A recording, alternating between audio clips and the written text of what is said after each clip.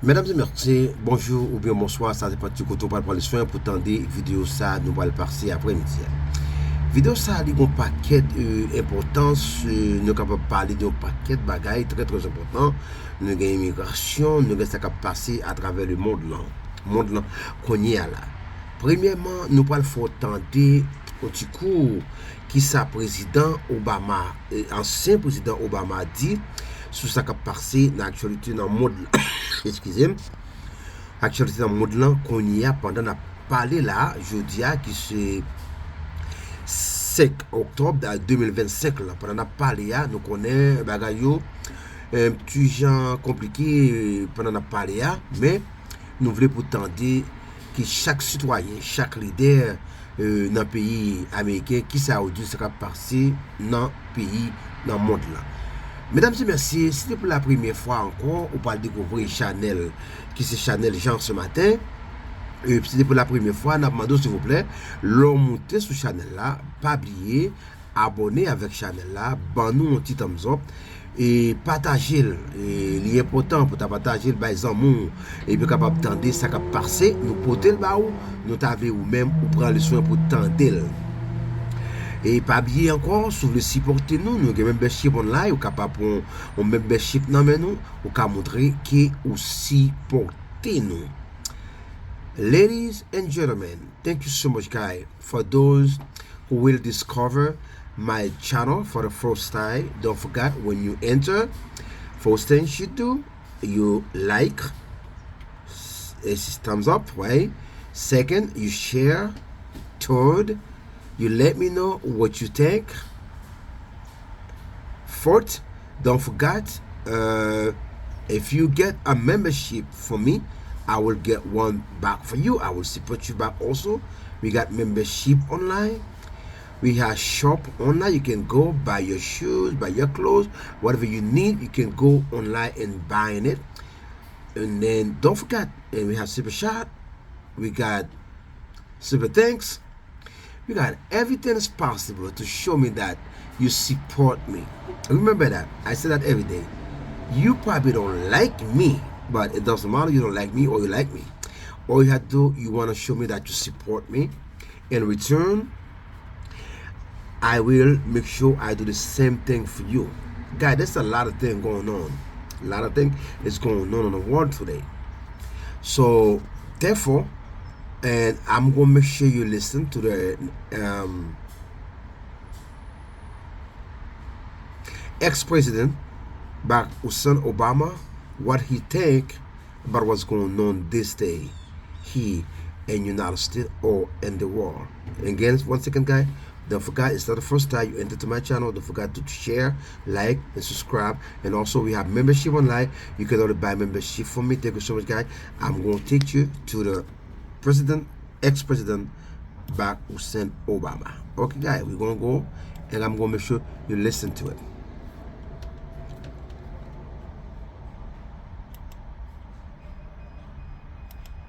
Time when every nation must look in the mirror and decide what kind of story it wants to tell. The world, and more importantly, what kind of story it wants to tell itself. Because at the end of the day, progress is not written by the powerful alone. It's written by the everyday dreamers, the believers, the workers, the mothers and fathers who refuse to give up on the promise of something better. Now, I know that in times like these, it's easy to grow weary. It's easy to believe that our divisions are too deep, our challenges too great, our dreams too far. But history has never been kind to those who gave up. It has always favored those who kept walking when the road was dark, those who built bridges when it would have been easier to build walls, those who believed when belief itself felt foolish. You know, I've always believed that the measure of a nation's greatness isn't found in the wealth of a few, or the strength of its armies, or even the size of its buildings. It's found in the quiet resolve of ordinary people who do extraordinary things, often without applause, often without anyone noticing. The real story of progress has never been written solely in the halls of power. It's written in classrooms, on factory floors, in hospital rooms, and around kitchen tables. It's written by those who wake up each day and decide that doing their part, no matter how small, still matters. When you think about it, Every great movement that shaped history began with people who refused to wait for permission to make a difference. They didn't have all the answers, and they weren't always sure of success. But they had something far more powerful: conviction. They had the belief that what they did, however humble, could ripple outward and change the lives of others. And that belief is what carried them forward through hardship and doubt. I've met teachers who work long after the final bell rings, determined to give one more lesson, to spark one more mind. They don't do it for money or recognition. They do it because they believe in the promise of the next generation. I've seen nurses who stay by a patient's bedside through the long night, not because anyone's watching, but because compassion won't let them leave. I've met workers who labor tirelessly, keeping the wheels of our communities turning, even when the world forgets to thank them. These are the people who keep the heart of our nation beating. And yet, too often, we overlook them. We celebrate the loudest voices, the richest names, the brightest lights, but the truth is, the soul of a country doesn't live in the headlines. It lives in the hearts of those who choose decency. When it's easier to turn away, who choose kindness when the world grows cold. That's where true strength resides. That's where resilience is born. See, the thing about ordinary people is that they remind us of something extraordinary. That greatness is not given, it's chosen. It's not about being perfect or powerful or popular. It's about showing up. It's about doing what's right even when no one's there to cheer you on. It's about faith, not in the system, not in a slogan, but in the simple idea that your actions matter, that you can bend the arc of history, even just a little, towards something better. When we understand that, when we start to see that the strength of our society rests not on a few shoulders, but on millions, something beautiful happens. We stop waiting for heroes, and we start becoming them. We stop asking, who will fix this? And start asking, what can I do? That's when change begins. That's when a people rise. So never underestimate your power. Never believe that your small effort is too small to matter. Because somewhere, someone is watching your courage and finding their own. Somewhere, someone is being lifted by your kindness, inspired by your persistence, strengthened by your example. That's the quiet magic of humanity, how the ordinary can become extraordinary simply by choosing to care, to act, to keep faith when others have lost it. The power of ordinary people has always been the heartbeat of progress. And if we remember that, if we choose to lift one another up, to keep doing good even when no one notices, then there's no limit to what we can build together. Because greatness, my friends, doesn't come from standing above others. It comes from standing with them. There are moments in life when the path ahead feels uncertain, when the noise around us grows louder than the voice within. We've all been there, standing at that crossroads between fear and faith, wondering if the effort is even worth it, questioning whether our small light can make a difference against so much darkness. But history tells us something powerful. Every generation faces those moments. And every time, progress belongs to those who keep walking even when the road is hard to see. Hope, my friends, has never been about ignoring reality. It's about staring reality. Ça, c'est ancien président américain qui a parlé et nous capables de comprendre. Nous pas traduire, nous pas traduire, nous avons dit quelques petits bagailles, nous capables peut-être nous capables de comprendre. Dans ça, ancien président américain l'a dit, et ça me suspecte qu'a parlé, président américain dit comme ça, non pas qu'à chita pour nous dire comme ancien président F. Kennedy dit, puis go chita pour dire qui ça pays a fait pour vous, mais ou même faut dire qui ça ou a fait pour pays a capable avancer vers l'avant. Et bien sûr, presque même discours, ancien président Barack Hussein Obama sorti qu'il parlait avec nation. Il dit piga nous chita pour nous pas gagner pouvoir dans mais nous pas faire mais il dit ça plus important c'est paraître pour nous montrer nous camper et quand ces bagailles c'est pas dans bouche pour fait mais il y a écrit dans l'histoire et ça a passé dans pays la caille nous jeudi sans si président qui parler nous capables garder tout le monde a garder les monde a garder mais ça a écrit dans l'histoire c'est ça nous veut dire nous pas dire plus que ça et nous même qui parlons anglais nous capables de comprendre qui ça l'a dit. Mes amis, straight in the eye and choosing not to surrender to it. It's easy to have hope when things are easy. It's when times are tough, when the odds are stacked against you, when doubt creeps in, when your dreams seem far away, that hope truly matters. Because that's when hope stops being a feeling and becomes a decision to keep moving forward. I've seen that kind of hope in the eyes of people who had every reason to give up but didn't. In the single mother working 2 jobs, still finding time to help her child study at night. In the young man from a small town who refuses to let circumstance define him, who believes he can be more than the world expects him to be. In communities rebuilding after tragedy, holding on to each other, rebuilding not just their homes but their faith in tomorrow. That's what hope looks like in action. Not naive, not blind, but brave.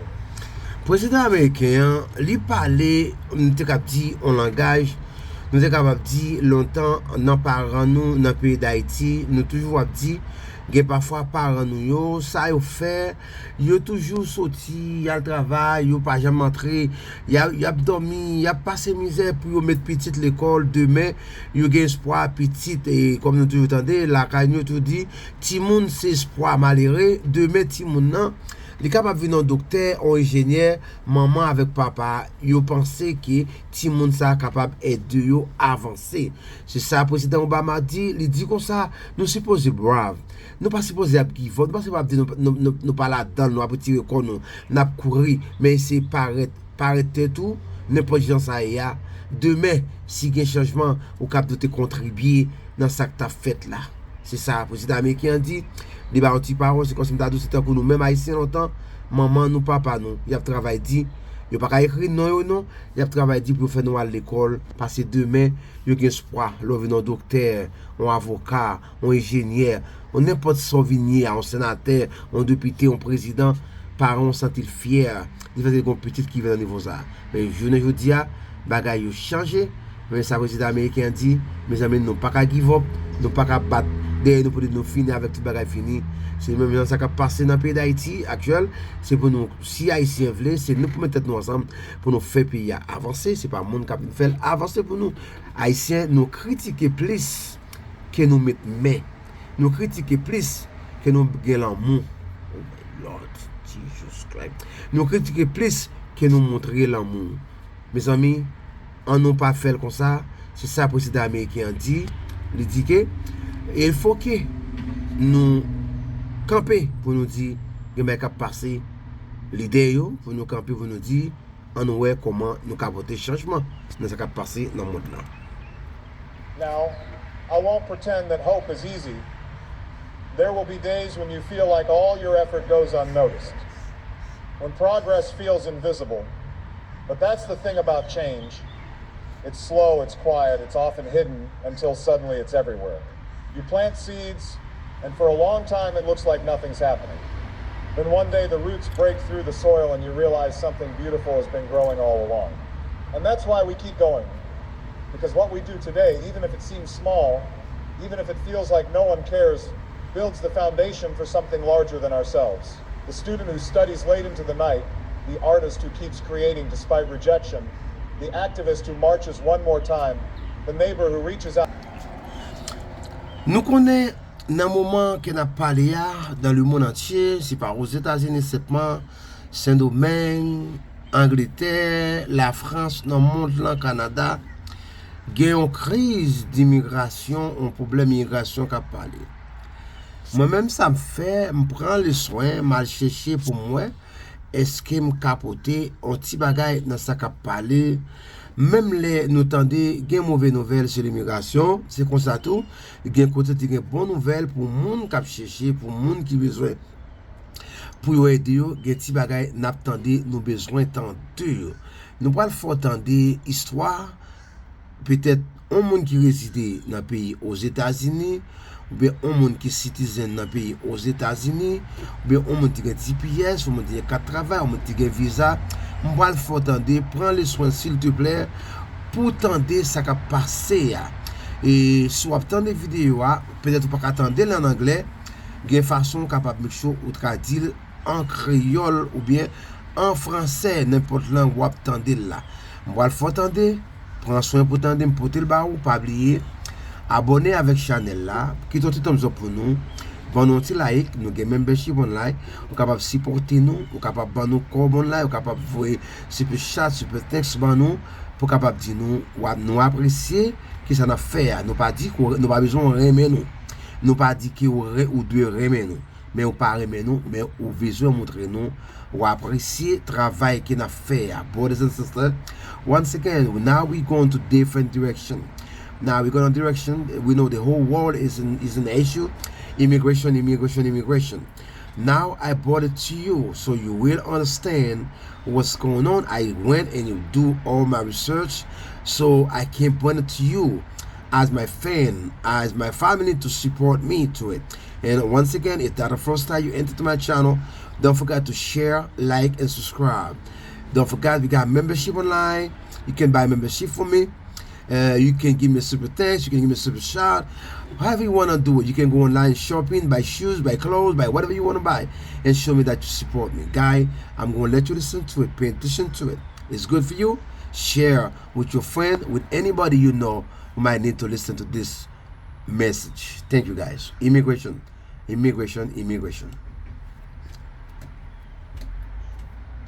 October 2025. If you're a U.S. citizen holding dual nationality or thinking about it, you need to hear this. Major rule changes are coming that could affect your rights, taxes, and even your citizenship status. Don't get caught off guard. Watch now to learn everything you must know to protect yourself and your future. Hey everyone, welcome back. Today we're diving into a crucial update about dual citizenship that will impact many U.S. citizens starting October 2025. Whether you already hold dual nationality or are considering it, these new rules could change everything from how you manage your taxes to your obligations as a citizen. Stick around because this information is vital and could save you from unexpected trouble down the road. Over the years, the U.S. has had a somewhat flexible stance on dual citizenship. While it doesn't explicitly encourage it, it recognizes it under certain conditions. However, October 2025 is bringing new developments that could redefine how dual citizenship works for Americans. These changes come as part of broader shifts in immigration policy, national security, and international relations. Now, before we jump into the specifics of what's changing, let's review the basics of how dual citizenship currently works in the U.S. As it stands, the U.S. allows dual citizenship, but with caveats. For example, naturalized U.S. citizens must take an oath renouncing allegiance to other countries, but in practice, the U.S. doesn't require individuals to give up their other citizenship. On the other hand, some countries do not permit dual citizenship, so it's always a country-by-country situation. Here's where it gets interesting. Starting October 2025, the U.S. government will implement stricter guidelines regarding dual citizenship, with particular focus on how it relates to national security and tax compliance. These changes will impact not just new applicants, but also those who currently hold dual citizenship. One of the most critical updates involves reporting requirements. Right now, dual citizens are expected to comply with tax laws from both countries, which can be complicated. The U.S. taxes its citizens on worldwide income, and failing to report properly can lead to serious penalties. From October 2025 onward, the government plans to increase enforcement and transparency requirements. This means dual citizens must be even more vigilant with their tax filings and disclosures. Another major change will concern the passport application process. The U.S. State Department is revising rules on the issuance and renewal of U.S. passports for dual citizens. They will require additional documentation to prove allegiance and residency status, especially for those holding passports from countries that are considered high risk or have strained diplomatic relations with the U.S. For naturalized citizens, the oath of allegiance will be updated to emphasize exclusive loyalty to the United States. This doesn't necessarily mean you must renounce your other citizenship outright, but the language reflects a stronger commitment expectation. Failure to demonstrate this could impact the ability to maintain U.S. citizenship in certain cases, particularly if there is evidence of acting against U.S. interests. Now, for those who were born with dual citizenship, meaning they acquired it at birth through parents or place of birth, the rules will also tighten.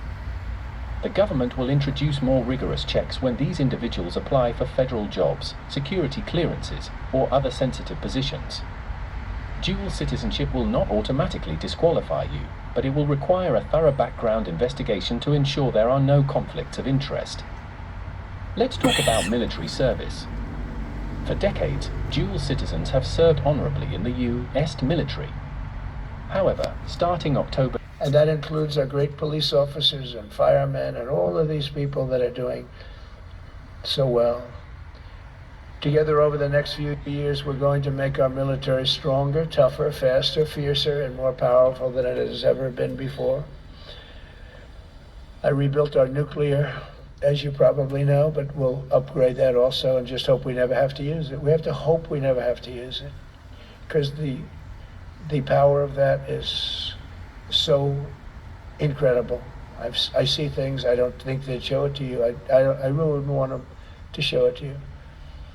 But when you see the result of what's left, you never want to use that. Never, never, ever. We were a little bit threatened by Russia recently, and I sent a submarine, nuclear submarine, the most lethal weapon ever made. Number one, you can't detect it. There's no way. We're 25 years ahead of Russia and China in submarines. Russia's actually second in submarines. China's third, but they're coming up. They're coming up. They're way lower in nuclear too, but in 5 years they'll be equal. They're coming up. And you don't have to be that good with nuclear. You could have 1/20th what you have now and still do the damage that would be, that'd be so horrendous. But I announced that, based on his mention of nuclear, and it was really a stupid person that works for him mentioned the word nuclear, I moved a submarine or two, I won't say about the two, over to the coast of Russia, just to be careful, because we can't let people throw around that word. I call it the N-word. There are two N-words, and you can't use either of them. You can't use either of them. And frankly, if it does get to use, we have more than anybody else. We have better, we have newer, but it's something we don't ever want to even have to think about. But when somebody mentions it, that submarine started immediately thereafter. And it's just lurking, but I'm sure we're not going to have to use it. But it's an amazing, it's undetectable, totally. Ours is, theirs isn't. Theirs are totally detectable. We can detect them easily. We go right to the spot. But we have genius apparatus that doesn't allow detection. It doesn't allow detection at all by anybody above water or below water. It's incredible. We're way ahead of everybody in that and other things. As a result of the exciting renewal of the spirit of our armed forces, and that's what it is. It's really reaching that spirit, unprecedented heights. Over the past 8 months, new enlistments, I'm so proud of this, have surged to record highs, the highest we've ever had. And we used to have recruiting shortages. If you remember, about a year and a half ago, I was at the beginning stage of a campaign, and things came out that you couldn't get people to join the armed forces. And by the way, the police also. Fire department, I always put the fire department in because they're great. They're great. And I got 95% of their vote too, that helps. When you get 95% of their vote, you always have police force all met or surpassed their recruiting goals 3 months early. That never happened before. And the Army did even better. Congratulations, Army. They met everything. And these were the highest standards because we're making it larger. So these were much higher standards than you had 4 years ago, 3 years ago, during the sleepy Joe Biden era. And the Army did it 4 months early. And you remember, a year and a half ago, they said big stories that we're way behind with the Army, Air Force, the Navy, the Marines. We're way behind, Coast Guard. And even Space Force, I love Space Force because that was my creation. You know, when you create something, I love it. And the people we put in there were good. I got that right. We put in great people initially, and we really dominated. We really dominated that sphere now. We were way behind China and Russia, and now we dominate. Space Force turned out to be a very important thing. I said from the beginning, you know, when Biden came into office, he wanted to terminate it. He said, and this thing called Space Force, so we could get rid of that. And he got hammered by the people in this room for even suggesting it, because it's very important, one of the most important. And as time goes by, it'll get more and more important. But we're now at 106% of our recruiting targets for the year, and that's the best in far more than a generation. And for the Marines, morale is so strong that the Marine Corps will meet its 2026 retention targets before the end of October, which never happens. And that's the earliest it's ever happened in the history of our country. And it makes you feel good, you know. I felt guilty. I'd go to the academies or wherever, but however you got there, and you go through years of work, and now you become an admiral or a general or whatever. And when you do, the President of the United States signs your commission, as you know, and that commission is beautifully displayed. And I sign it. Actually, I love my signature, I really do. Everyone loves my signature. But I signed it very proudly, and I always think to myself, how can you have an auto pen sign this? It's just so disrespectful. To me, it's just totally disrespectful. And it turned out that almost everything he did was signed by... You see that? No. People didn't see it for a couple days. 1.3 million user engagements as of Saturday morning about your demise. Really? I didn't see that. You know, I have heard, it's sort of crazy, but last week I did numerous news conferences, all successful. They went very well, like this is going very well. And then I didn't do any for 2 days, and they said, there must be something wrong with him. Biden wouldn't do them for months. You wouldn't see him. And nobody ever said there was ever anything wrong with him, and we know he wasn't in the greatest of shape. No, I heard that. I get reports. Now, you knew I did an interview that lasted for about an hour and a half with somebody, and everybody saw that was on one of your competitors. I did numerous shows, and also did a number of truths, long truths, I think pretty poignant truths. No, I was very active over the weekend. They also knew I went out to visit some people at the club that I own, pretty nearby on the Potomac River. And no, I've been very active actually over the weekend. I didn't hear that one. That's pretty serious stuff. Well, it's fake news. You know, it's just it's so fake. That's why the media has so little credibility. I knew they were saying, like, is he okay? How's he feeling? What's wrong? I said, I just left. And it's also sort of a longer weekend, you know, it's Labor Day weekend. So I would say a lot of people know I was very active this Labor Day. I had heard that, but I didn't hear it to that extent. Go ahead, Peter. Something completely different, but about a big viral social media trend over the weekend. How did you find out over the weekend that you were dead? Very well, but India has, you have to understand, for many years it was a one-sided relationship. Only now since I came along, and because of the power that we have with tariffs, India was charging us tremendous tariffs, about the highest in the world. They were about the highest in the world, number one. And we therefore weren't doing much business with India, but they were doing business with us because we weren't charging them. Foolishly, we weren't charging them. So they would send in massive, you know, everything they made, they'd send it in, pour it into our country. Therefore, it wouldn't be made here, you know, which is a negative. But we would not send in anything because they were charging us 100% tariffs. And, you know, I'll give you an example, Harley Davidson. Harley Davidson couldn't sell into India. There was a 200% tariff on a motorcycle. So what happens? Harley Davidson went to India and built a motorcycle plant.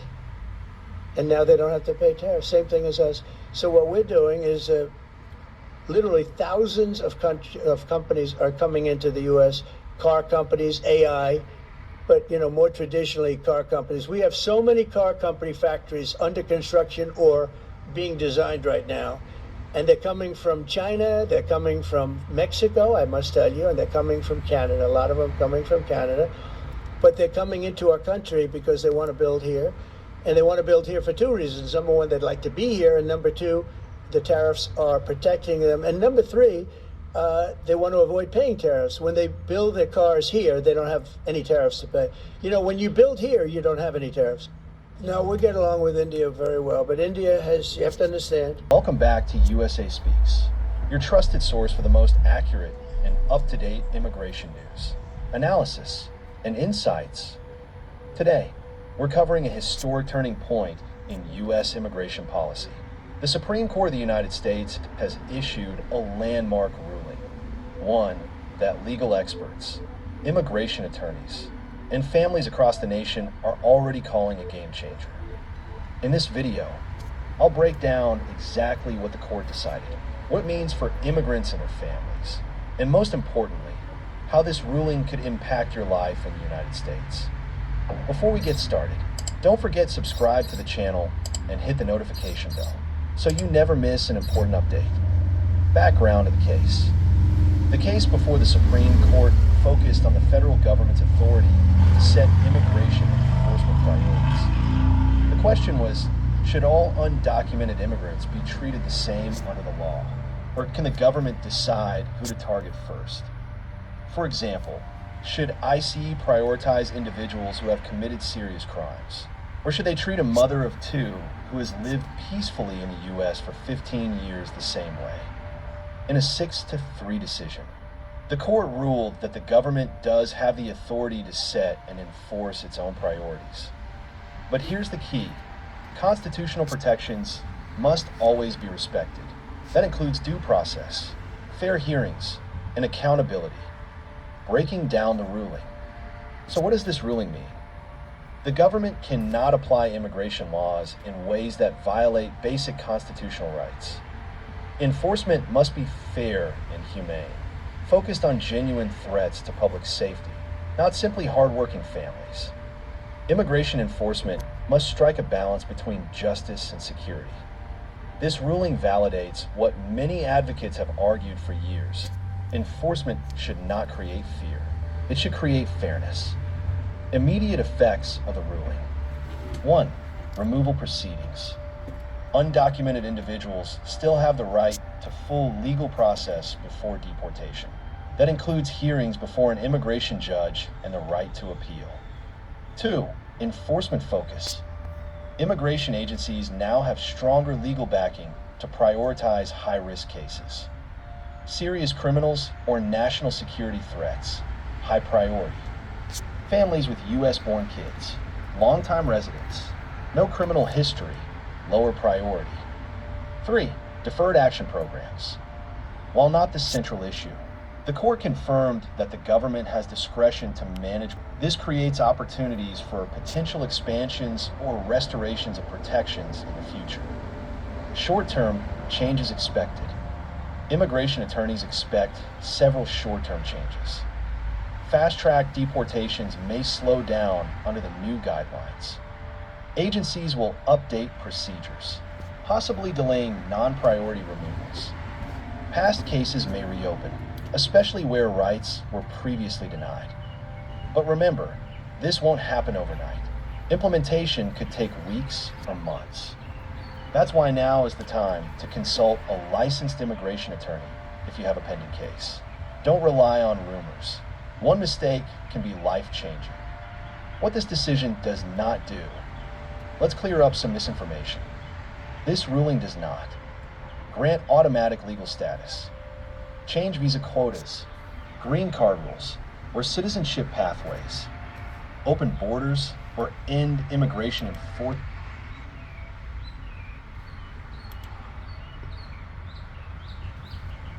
And they can't afford it. So we cannot allow them to charge tremendous amounts of money for health care for people that aren't even citizens. And in many cases, they come in from prisons, jails, and mental institutions.